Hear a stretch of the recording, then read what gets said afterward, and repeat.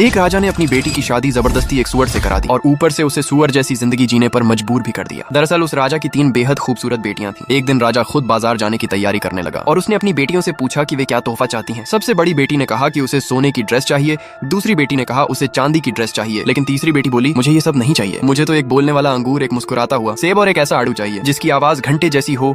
इन चीजों का बाजार में मिलना नामुमकिन था, लेकिन बेटी का दीवाना वो राजा बोला मैं कोशिश करूंगा। राजा बाजार गया और बड़ी बेटी और दूसरी बेटी की ड्रेसिंग तो खरीद ली, लेकिन जब तीसरी की बारी आई तो उसने हर दुकानदार से पूछा पर सबने मना कर दिया। ऐसी चीजें किसी ने कभी देखी ही नहीं थी। राजा बहुत परेशान हुआ कि वह अपनी सबसे प्यारी बेटी का तोहफा नहीं ला सका। तभी अचानक उसके रथ से जोरदार आवाज आई। जब उसने ध्यान से देखा तो पता चला कि रथ का पहिया एक गहरे गड्ढे में फंसा था और निकल ही नहीं रहा था। ये खबर आसपास के गांवों में फैल गई। गांव के लोग, औरतें, बच्चे सब मदद करने आ गए, लेकिन किसी से रथ बाहर नहीं निकला। लेकिन तभी वहां एक सफेद सुअर आया। उसने कहा मैं आपकी मदद कर सकता हूँ, लेकिन बदले में मैं आपकी तीसरी राजकुमारी से शादी करूंगा। राजा ने बिना सोचे उससे हाथ मिलाकर वादा कर लिया। फिर सुअर ने अपनी नाक से रथ का पहिया सीधा किया और बस एक झटका मारा और रथ निकल आया।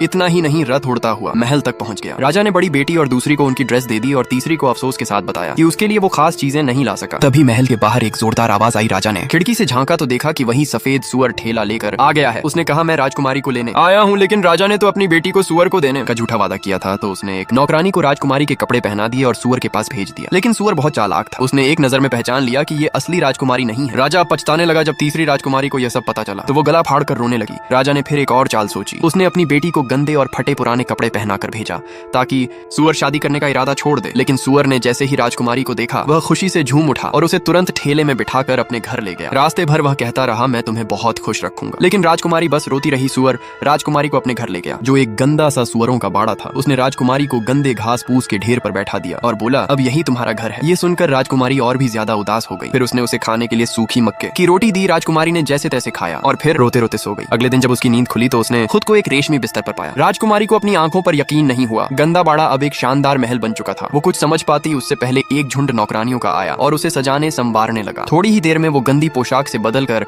एक राजकुमारी में बदल गई और उसे महल के डाइनिंग हॉल में ले जाया गया। वहाँ एक बेहद हैंडसम लड़का उसका इंतजार कर रहा था। उसने कहा ये सब कुछ अब तुम्हारा है, अगर तुम चाहो तो मैं भी तुम्हारा हो सकता हूँ। राजकुमारी हैरान थी आखिर ये आदमी है कौन, लेकिन वो इस सवाल का जवाब देने के बजाय उसे एक बगीचे में ले गया। वहाँ उसने राजकुमारी को बोलने वाला अंगूर दिखाया, मुस्कुराता हुआ सेब और एक ऐसा आंडू जिसकी आवाज घंटी जैसी थी। राजकुमारी ये सब देखकर हैरान थी। तब उस युवक ने सब कुछ बताया। असल में वो एक राजा था जिसे एक जादूगरनी ने श्राप देकर सुअर बना दिया था, लेकिन जादूगरनी ने उसे बताया कि अगर वह बोलने वाला अंगूर, मुस्कुराता सेब और घंटी जैसा आंडू पाले तो उसका श्राप टूट जाएगा। इसके बाद राजा ने एक भव्य शादी रचाई और राजकुमारी की खूब बजाई। क्या आप आलू खाते हो?